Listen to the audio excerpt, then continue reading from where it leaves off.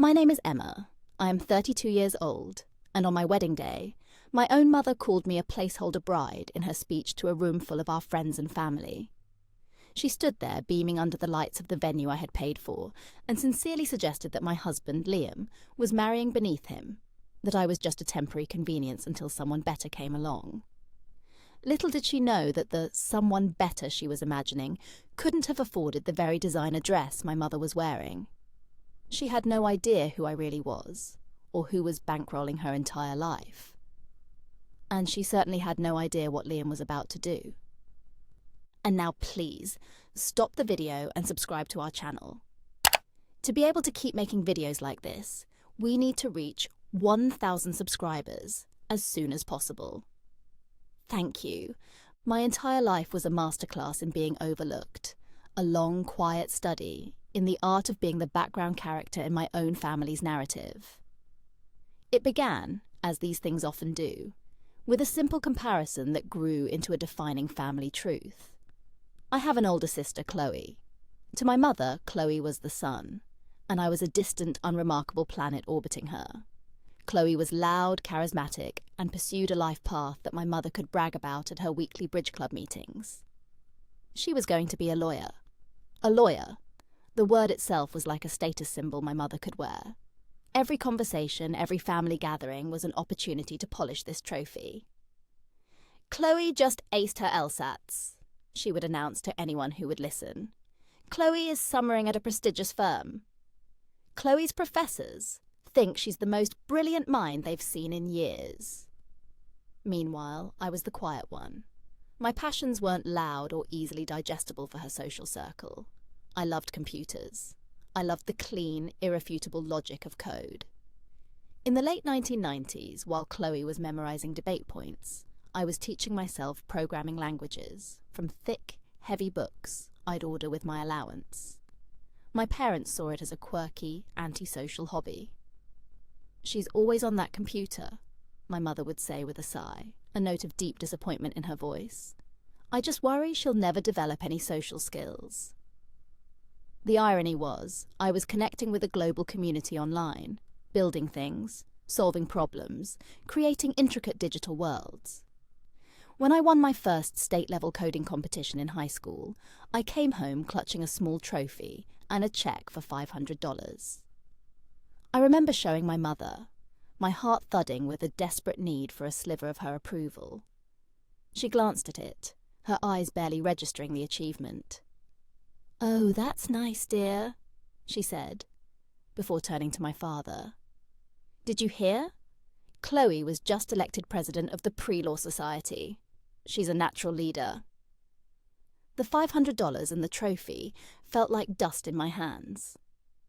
It was the first time I realized that my achievements, no matter how significant to me, would always be measured against Chloe's, and found wanting simply because they didn't fit my mother's definition of success. My father, the classic enabler, would just pat my shoulder and whisper, "Don't mind your mother, Em. You know how she is. Just keep the peace." Keeping the peace became my unwilling life's work, a silent, thankless job that required me to shrink myself down so Chloe's shadow could loom larger. I learned to stop sharing my victories because the lukewarm response was more painful than no response at all. When it came time for college, the disparity became a financial reality. My parents had saved, but it was clear the bulk of their resources, both financial and emotional, were earmarked for Chloe's prestigious and incredibly expensive law school journey. I was accepted into one of the top computer science programs in the country, but when I told my parents, the reaction was muted. "Computer science?" my mother had asked, wrinkling her nose as if I'd said I was majoring in garbage collection. "What will you even do with that? Work in some dark little office somewhere?" They gave me what they could, but I knew I was largely on my own. I took out loans, I worked 2 part-time jobs, and I lived on instant noodles and sheer determination. It was during this time, in a crowded university library surrounded by textbooks, that I met Liam. He was a business major, sharp and ambitious, but with a kindness that felt like coming home. He was the first person outside of my online forums who saw my silly computer hobby, for what it was, a superpower. I'd be working on a complex algorithm, and he would watch, not with the glazed-over boredom of my family, but with genuine fascination. "You're not just typing, Emma," he said to me one night. "You're building something out of nothing. You're an architect." His validation was a balm on a wound I didn't even realize was still so raw. We started dating, and he became my biggest cheerleader. While I was building the technical skeletons of our ideas, he was figuring out how to give them a body, how to turn my code into a viable business. Our dorm room projects became more and more sophisticated. Phone calls home during those years were a painful exercise in contrast. I would listen to my mother gush for 20 minutes about Chloe's latest internship or a particularly grueling class she was conquering. When she finally asked about me, it was always the same question, laced with the same old anxiety. "So, are you meeting any nice boys? Maybe a pre-med or a business student?" I once made the mistake of telling her I was dating a business student. "Oh, wonderful," she'd exclaimed. "What does his father do?" I never told her about Liam again until we were serious. He was my secret, my world, a place where I was seen and celebrated. The two of us were building an empire in our tiny apartment, fueled by cheap coffee and a shared dream, and my family just thought I was getting a degree in how to fix their printer. Our breakthrough came 2 years after graduation. We had founded our company, a tiny startup we called Nexus Forge. We poured every penny we had, and many we didn't, into our first major project, a mobile game with a revolutionary social integration platform. For a year, we lived and breathed Nexus Forge. We coded, we pitched, we were rejected, and we refined. Liam was a genius at networking and strategy, and I was the architect, building the intricate digital world that would captivate millions. The day we launched, we were terrified. We watched the user count trickle in.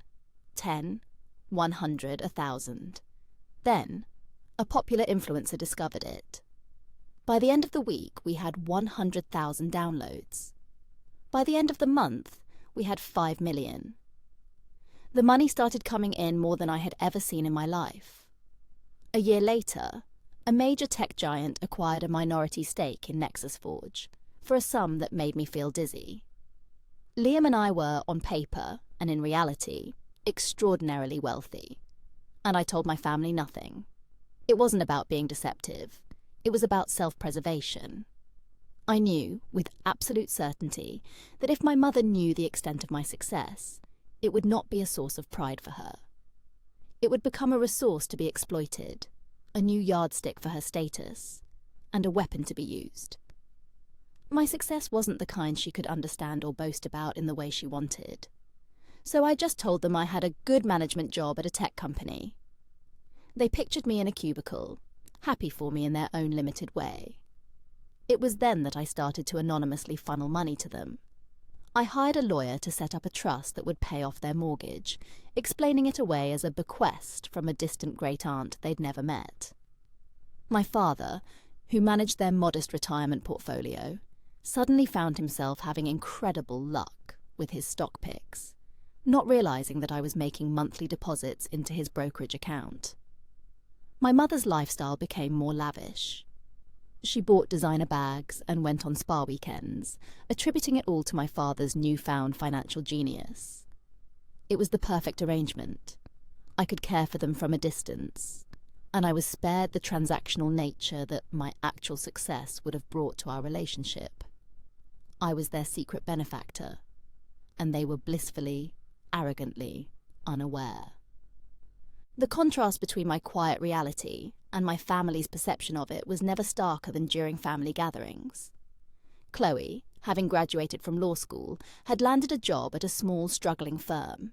She carried the title of lawyer like a shield, but Liam and I knew from our own financial advisors that she was drowning in student debt and making a fraction of what she projected. Yet, at Christmas dinner, she held court.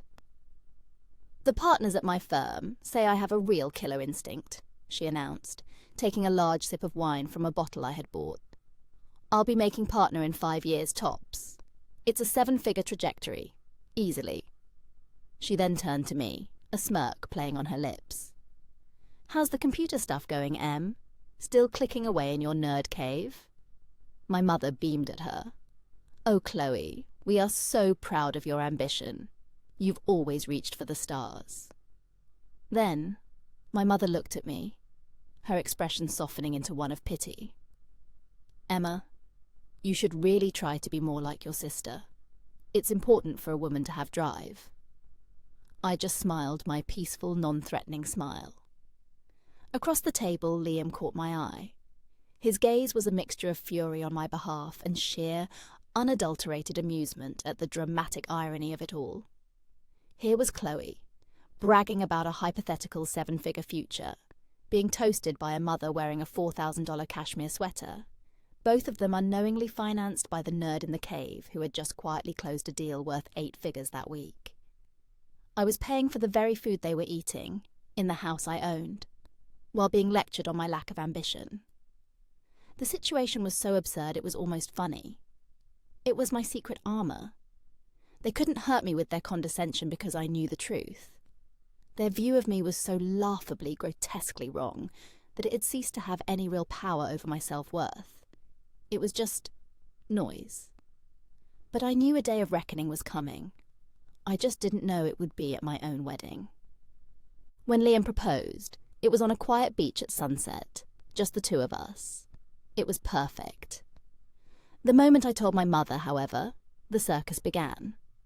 Her first reaction wasn't joy for me, but a sort of relieved surprise. Liam, oh Emma, you are so lucky. How did you ever land him? It was as if I, a lowly creature of the mud, had managed to ensnare a golden god. From that moment on, the wedding became her project. It was her opportunity to stage manage a grand production that would reflect her own perceived status. She insisted on a venue that was far beyond what she thought I could afford, a historic estate with manicured gardens and a ballroom that dripped with crystal chandeliers. "We have to keep up appearances, Emma," she'd say, waving away any of my suggestions for something smaller or more intimate. "Liam's family is very prominent. We can't look like paupers." She never once asked how we were paying for it. In her mind, the narrative was simple. Liam, the successful businessman, was footing the bill for everything. It was easier that way. Liam and I discussed it and decided to let her have her illusion. We would pay for everything, down to the last silver fork, but we would let her believe Liam was the sole financier. It was a strategic decision. It kept her from interrogating my own finances, and it was, we thought, the path of least resistance. The planning was 9 months of torture. My mother vetoed my dress choice, my flower arrangements, and my guest list additions. Every decision was filtered through her lens of, what will people think? She treated me less like the bride and more like the bumbling, slightly embarrassing assistant to the main event. She would call Liam constantly to consult on details, framing it as 2 social equals making decisions over my head. "Liam, darling, I found a much better caterer. They've served royalty, you know." Emma was looking at some dreadful little bistro. Liam, to his credit, would always patiently hear her out and then say, "That sounds great. I'll run it by Emma, since it's her decision." This, of course, only irritated my mother more. She saw my quiet preferences as a lack of taste, and Liam's deference to me as a temporary indulgence he would soon grow tired of. The closer we got to the wedding, the more blatant her comments became. "You have to make sure you keep him happy, Emma. A man like Liam has options," she'd say to me, while we were getting fitted for dresses. It was a constant dripping poison of inadequacy, and I was so tired of it. The morning of my wedding, I should have been filled with joy. Instead, I was filled with a deep, weary sense of dread. The venue was breathtaking, a perfect fairy tale setting that Nexus Forge's success had bought. The flowers were magnificent, the string quartet was playing softly, and guests were murmuring their admiration. My mother was in her element, swanning through the crowd in a couture gown, accepting compliments as if she were the mastermind behind it all, the visionary producer. I watched her pull Liam aside near the grand staircase, her hand on his arm, her expression a conspiratorial whisper. I was too far away to hear it all, but I caught a fragment that floated across the marble floor, a piece of shrapnel that lodged itself right in my heart. "You could have done so much better," she was saying, her voice oozing with false sympathy. "But she'll do for now. She's a sweet girl, if a bit plain." Liam's face was a mask of stone. He said nothing, just gently removed her hand from his arm and walked away, his eyes searching for me. I tried to pretend I hadn't heard it, plastering a smile on my face for the photographers, for my friends, for myself. But the damage was done. On my wedding day, my mother had not only insulted me, but she had also pitied my husband for being stuck with me. Later, in a small, quiet room before the ceremony, Liam found me. He took one look at my face and knew. I didn't have to say a word. He wrapped his arms around me and held me as a single, silent tear traced a path through my makeup. "I heard her," I whispered. "I know," he said, his voice a low rumble. He pulled back and looked me straight in the eyes, his own filled with a calm, protective fire that scared me and thrilled me all at once. "Don't you worry about a thing," he said, his voice firm with a promise. "Enjoy your day. Enjoy our day. I've got this." I didn't know what he meant, not exactly, but I saw a decisiveness in him that I had never seen before. I chose to trust him. I chose to let go of the anger and the hurt and lean on his strength. I walked down the aisle not as a victim, but as a woman who was about to be truly, finally, defended. The ceremony was beautiful, a small island of peace in a turbulent sea. Our vows were real and heartfelt, a world away from the pretense and performance my mother had constructed around us. But the storm returned at the reception. The ballroom was stunning, every detail perfect, a testament to my hard work and success. The toasts began. My maid of honor, my best friend from college, gave a beautiful speech that made me cry happy tears. Liam's best man told hilarious stories from their youth. And then my mother stood up. She tapped her champagne flute, a triumphant smile on her face. She had the audience she'd always craved. She started graciously, thanking Liam's family for welcoming our little Emma into their wonderful family. She praised Liam, calling him brilliant, handsome, and a true catch. Then she turned her attention to me, and the tone shifted. "And my daughter Emma," she said, her voice taking on a patronizing lilt. "Well, she's always been our quiet one, a bit of a homebody. We never quite knew what to make of her." The guests shifted uncomfortably. I could feel hundreds of eyes on me. "I'll be honest," she continued, her voice gaining a confidential, gossipy tone. "When she brought a man like Liam home, I was shocked. Absolutely shocked." She laughed, a brittle, sharp sound. "But you know, I've read that every great man needs a starter wife, a placeholder, if you will." A collective gasp went through the room. It was so quiet, I could hear the ice clinking in someone's glass. My father was staring at his bread roll, as if it held the secrets to the universe.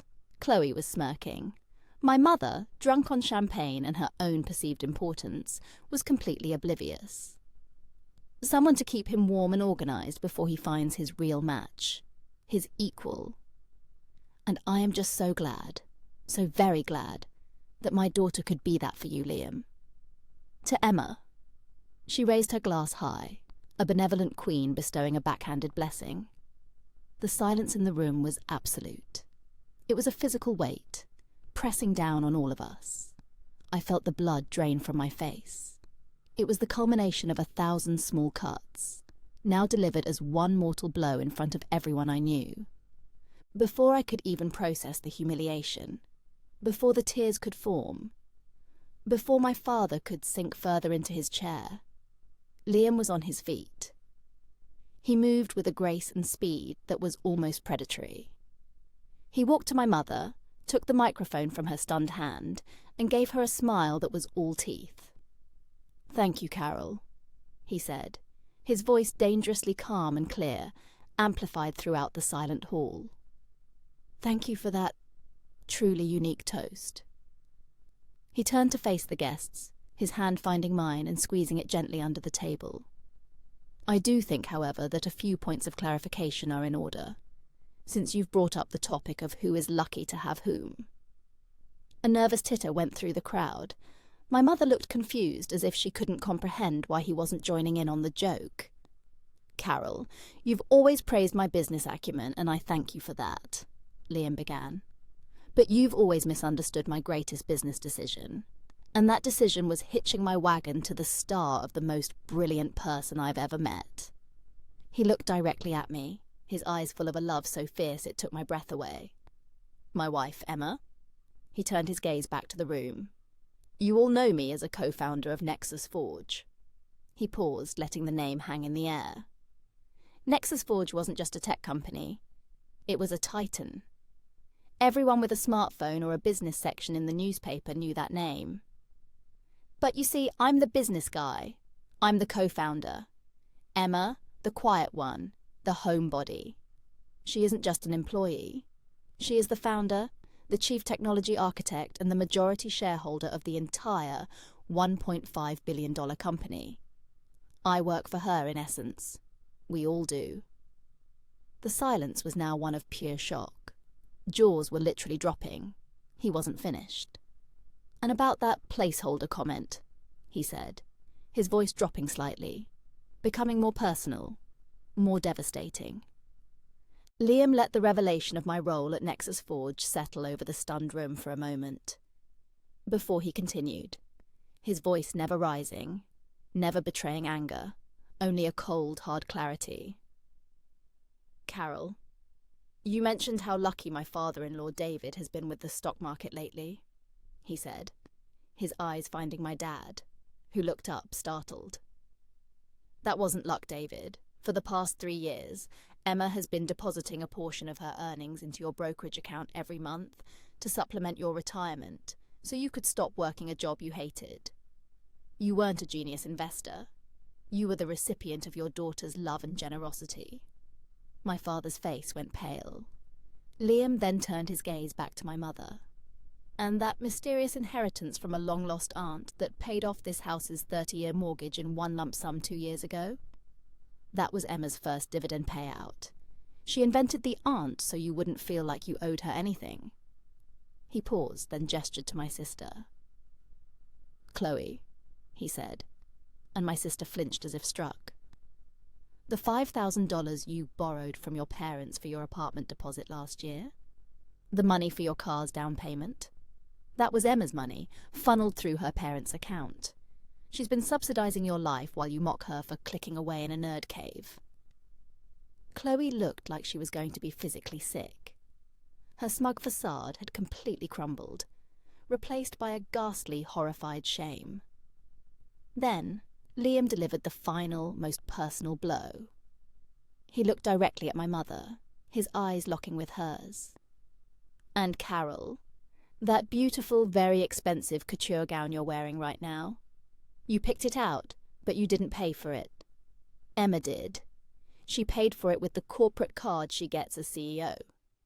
The same card that paid for this venue, this caterer, these flowers, and every single glass of champagne you've been drinking tonight." He held up his phone, an image of a bank statement glowing on the screen. "So, you see," he said, his voice softening, but with no less impact. "Emma isn't the placeholder. Emma is the pillar. She is the entire foundation this family's comfort and security has been built on for years. She did it quietly, without asking for thanks, because she loved you. She isn't lucky to have landed me. I am the luckiest man in the world, because she chose me. We are all lucky to have her." He set the microphone down on the table, with a soft, final thud. The silence that followed was a living thing, a deafening roar of truth that had finally been spoken aloud. My mother stood frozen, her face a grotesque mask of crimson and ash, her mouth opening and closing with no sound coming out. The aftermath was chaos in slow motion. The spell was broken.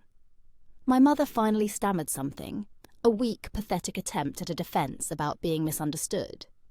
But the words died in her throat as she looked around at the faces of her friends, now staring at her with a mixture of pity and disgust. For the first time in his life, my father stood up to her. He didn't yell. He just walked over to me, his eyes filled with tears, and said, "Emma, I am so sorry. I am so sorry." It was the first time he had ever chosen me. Chloe, for her part, simply vanished. One moment she was there, a statue of humiliation, and the next, her chair was empty. She had slunk out of the ballroom, unable to face the new reality. The rest of the evening was a blur. The carefully constructed social artifice had been obliterated. But something wonderful happened. The tone of the wedding shifted from my mother's stuffy, pretentious affair to a genuine celebration of me. Guest after guest, Liam's family, my friends, even some of my own extended family, came up to our table. They didn't just congratulate me on the wedding. They congratulated me on Nexus Forge, on my brilliance, on my quiet strength. They saw me. For the first time, they truly saw me. Liam and I didn't stay for the whole reception. There was no need. We had made our point. We left the fallout for others to navigate, slipping out of a side door into the cool night air, hand in hand. It wasn't an escape. It was a liberation. Our honeymoon was 2 weeks of sun, sand, and blissful, uninterrupted peace. We didn't answer our phones. When we returned, the difficult work began. There were tearful phone calls, letters of apology. I didn't cut my family off, but I established new, unshakable boundaries. The free-flowing, anonymous river of money dried up. I still help them, but now it is a conscious choice, a gift given with full knowledge on both sides, not an entitlement. My relationship with my mother is forever changed. It's not warm or easy, but it is, for the first time, built on a foundation of respect. She no longer sees the quiet one. She sees the woman who holds the cards. And she knows, as does my father and my sister, that the peace is no longer mine to keep. It is theirs to earn. Looking back, the most unbelievable thing my husband did wasn't exposing my family's hypocrisy. It was that he saw my value long before the world did, long before I even fully valued myself. He didn't just defend me. He reflected my own strength back at me until I had no choice but to see it too. So if you're the Emma in your family, the one who is underestimated and overlooked, my advice is this. Stop waiting for them to see you. See yourself. Build your own world, define your own success, and find your Liam, the person who doesn't need a balance sheet to know your worth. Never, ever let anyone call you a placeholder in your own life. If you agree, drop a comment, hit that subscribe button, and I'll see you in the next story.